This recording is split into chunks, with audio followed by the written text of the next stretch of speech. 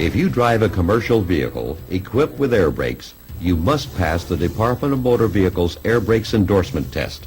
Not only will you be tested as to how to use air brakes, you must know something about the parts of an air brake system and know how to inspect the system.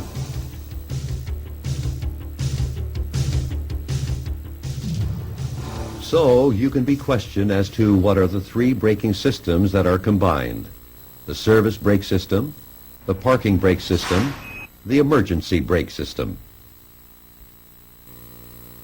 What kind of air is used to make the brakes work? Compressed air. An important part of the air brake system is the air compressor. What does the air compressor do? The air compressor pumps air into the air storage tanks. What does the air compressor governor control?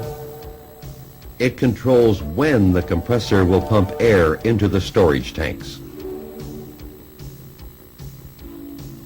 How much compressed air must the storage tanks hold? Enough air to allow the brakes to be used several times, even if the air compressor stops working. If oil and water collect in the air tanks, what can happen to the brakes? The brakes can fail. If you do not have automatic tank drains, when should you drain the air tanks? Every day. Where will you find the drain valve for each air tank? In the bottom of the tank. What are the two types of air tank drains? Manually operated, automatic. What is the purpose of an alcohol evaporator? It puts alcohol into the air system and reduces the risk of ice in air brake valves and other parts in cold weather. How often should you check the alcohol evaporator during cold weather? Check the alcohol container and fill up as necessary every day during cold weather. What is the purpose of the safety release valve that is installed in the first tank the air compressor pumps air to? It protects the tank and the rest of the system from too much pressure. What are other names for the brake pedal? It can be called the foot valve or treadle valve.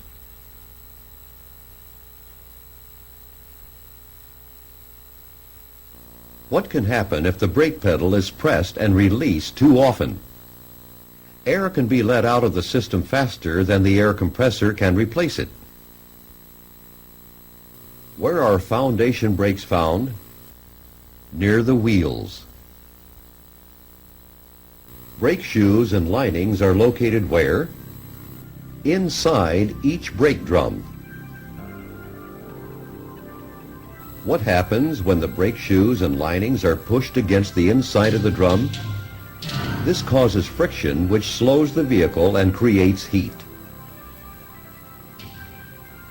On S-cam brakes, what happens to the air when you push the brake pedal? Air pressure pushes the rod out, moving the slack adjuster and twisting the brake camshaft. In which direction does the S-cam force the brake shoes when you apply the brakes? It presses them against the inside of the brake drum. If the air compressor begins to leak, what keeps air in the tanks? The one-way check valve. Vehicles with air brakes must have an air pressure gauge that tells you how much pressure is in the air tanks and available for braking. What kind of warning signal is required on vehicles with air brakes? A low air pressure warning signal that will come on before the air pressure in the tanks falls below 60 pounds per square inch on most vehicles. What are three types of low air pressure warning devices?